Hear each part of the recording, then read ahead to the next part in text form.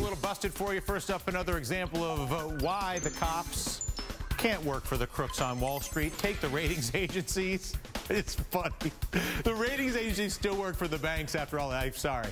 Anyway, Moody's, which waited for 2 months to tell investors that they received what's called a Wells notice from the SEC. It's basically a notice that's given to a company, in this case Moody's, that a formal government complaint may be in the offing. It says, we're looking at you. We may look into you. And as a result, we may strip your license to operate. Moody's, of course, the one putting AAA ratings on bonds that are being sold to dumb Germans.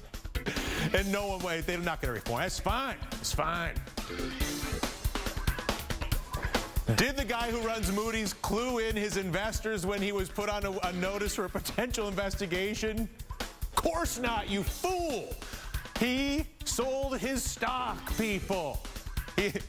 Business Insider is reporting that CEO Raymond McDaniel, instead of informing his investors of the problem, just sold all his stock, man. Come on. Every man for himself.